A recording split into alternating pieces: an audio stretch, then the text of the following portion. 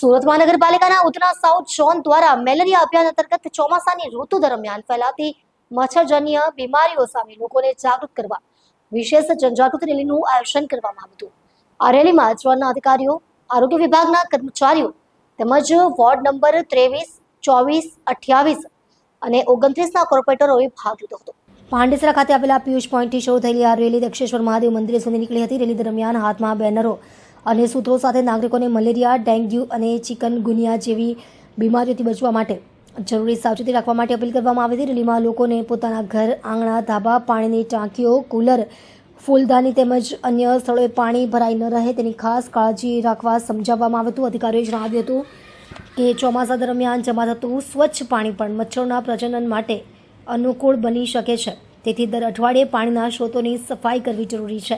આ પ્રસંગે કોર્પોરેટરોએ પણ નાગરિકોને સ્વચ્છતા જાળવવા, પાણીનો બિનજરૂરી ભરાવો દૂર કરવા અને મચ્છરજન્ય રોગચાળાને અટકાવવા માટે મનપાના અભિયાનમાં સહભાગી બનવા માટે અપીલ કરી હતી। રેલી દરમિયાન મોટી સંખ્યામાં સ્થાનિક નાગરિકો જોડાયા હતા અને આરોગ્ય જાગૃતિનો સંદેશ જન સુધી પહોંચાડવાનો પ્રયાસ કરવામાં આવ્યો હતો। સ્વચ્છ પરિસર, સ્વચ્છ પરિવારના સંદેશ સાથે ઉધના સાઉથ ઝોન દ્વારા ચોમાસા પૂર્વે રોગચાળા સામે લડવા જનજાગૃતિનું મહત્વપૂર્ણ અભિયાન હાથ ધરાયું હતું। નામ ડૉક્ટર કિંજલ પટેલ, નાયબ આરોગ્ય અધિકારી ઉધના ઝોન। મેલેરિયા માસ જૂન માસને આપણે મેલેરિયા માસ તરીકે ઉજવવામાં આવે છે।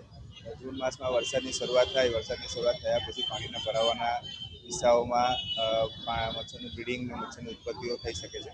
તો એ ના થાય તેના માટે તમામ મ્યુનિસિપલ સદસ્યોને આમંત્રણ આપી આપણે એક જનજાગૃતિ રેલીનું આયોજન કરવામાં આવેલું છે, જેના લીધે આ લોકો જાગૃત થાય અને આ ચોમાસામાં બને એટલા મેલેરિયાના કેસ ના આવે અને મેલેરિયા મુક્ત ના રહે તેવી અપીલ કરી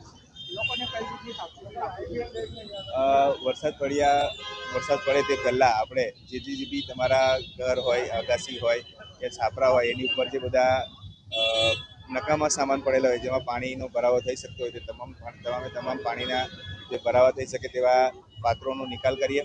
કન્ટેનરો જે એ લોકો યુઝ કરે છે તે લોકોને હવાચુસ્ત રાખીએ, એ લોકોની ટાંકી હોય તે ટાંકી હવાચુસ્ત બંધ રાખીએ અને જે ઘરમાં ફ્રીજ હોય કે પાણીના કુંડા હોય કે બીજા જે ઝાડવા હોય જેમાં પાણીનો ભરાવો થઈ શકે એ ના થાય તેની તકેદારી રાખીએ અને દરરોજ એનો સફાઈ થાય એને નિકાલ કરે છે।